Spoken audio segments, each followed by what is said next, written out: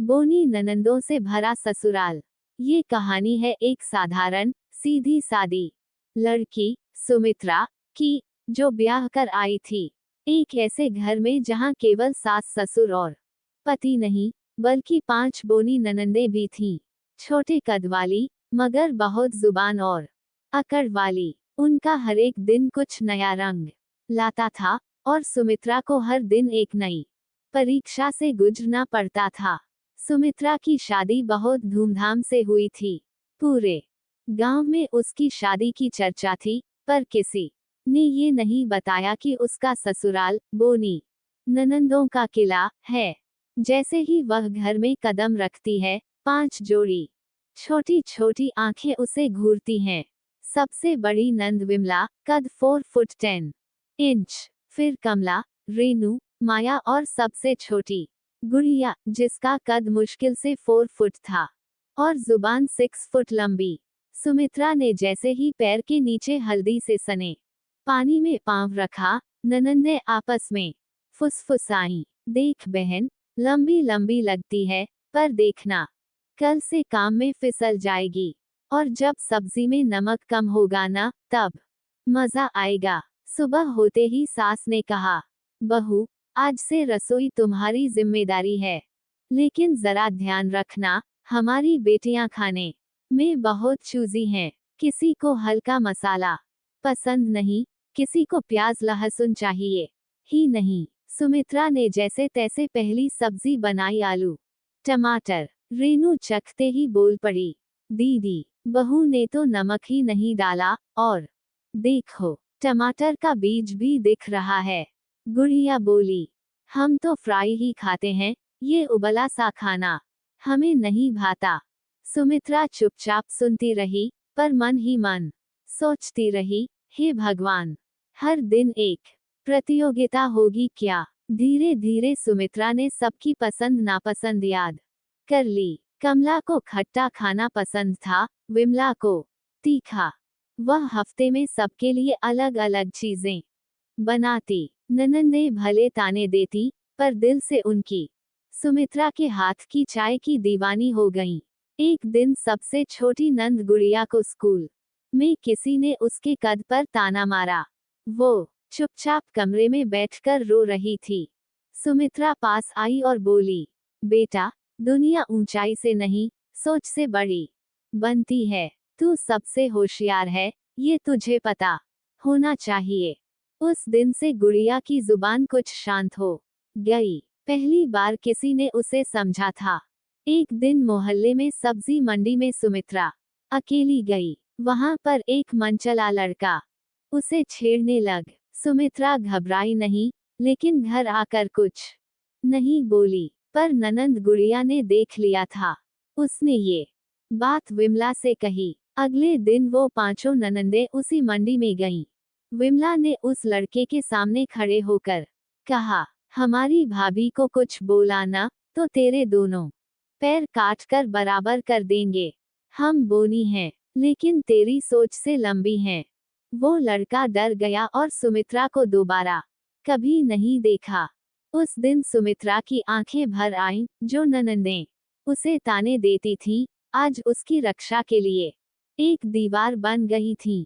कुछ महीनों में सुमित्रा ने सबका दिल जीत लिया था। अब वो बोनी ननंदें एक एक करके बोलती, भाभी, तुम जैसे हमारे घर पहले आई होती, तो हमारे अंदर जहर ही ना पलता। गुड़िया उसकी गोद में सर रख कर कहती, भाभी, तू मेरी बड़ी बहन जैसी है, मैं भी लंबी नहीं हूँ, पर तेरे प्यार में बहुत ऊंची हूँ।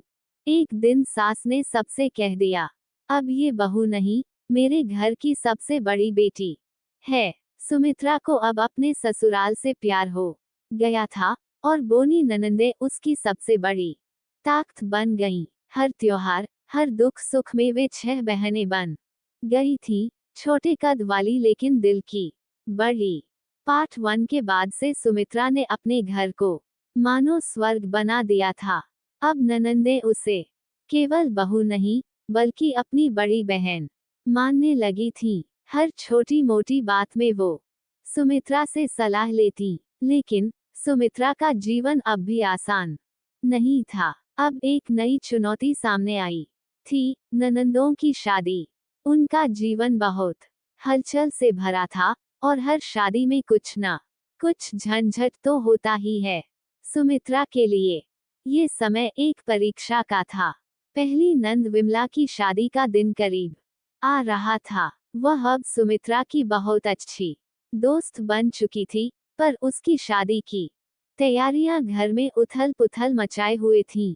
उसकी सास, जो हमेशा सुमित्रा के कामों में हस्तक्षेप करती रहती थी, अब विमला की शादी के लिए भी अपनी इच्छाएं थोप रही थी। सुमित्रा ने एक दिन विमला से कहा, तुम्हारी शादी में सब कुछ तुम्हारी पसंद से होना चाहिए। हम सब तुम्हारे साथ हैं। विमला ने थोड़ा झिझकते हुए कहा, तुम्हारा साथ तो चाहिए ही भाभी, लेकिन सास की बातों से मैं तंग आ चुकी हूँ।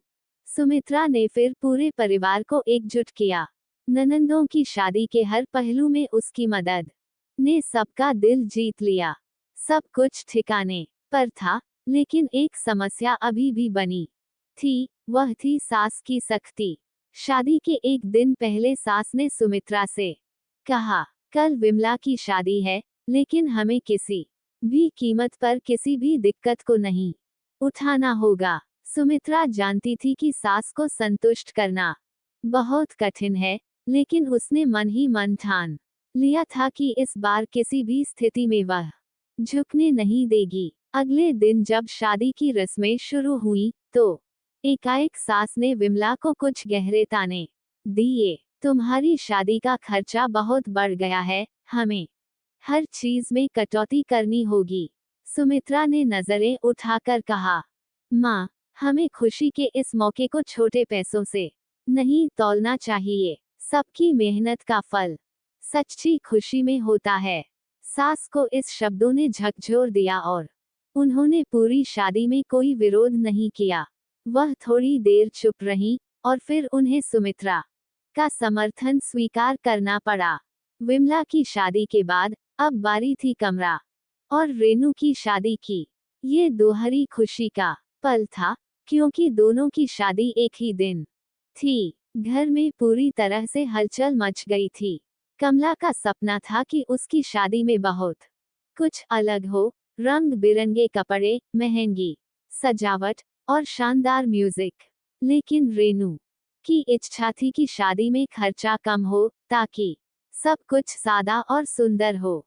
सुमित्रा ने दोनों के बीच सामंजस्य बैठाते हुए कहा, हमें दोनों की पसंद का ध्यान रखना चाहिए। ये एक साथ शादी का मौका है, और हमें इसे एक परिवार के रूप में मनाना है। इस समझदारी ने न केवल ननंदों के रिश्ते का मजबूत किया, बल्कि सुमित्रा के प्रति सभी का सम्मान और बढ़ा दिया। शादी के दिन सब कुछ सुंदर और सादगी से भरा था। कमला और रेनू की शादी में दोनों की पसंद का पूरी तरह से ख्याल रखा गया।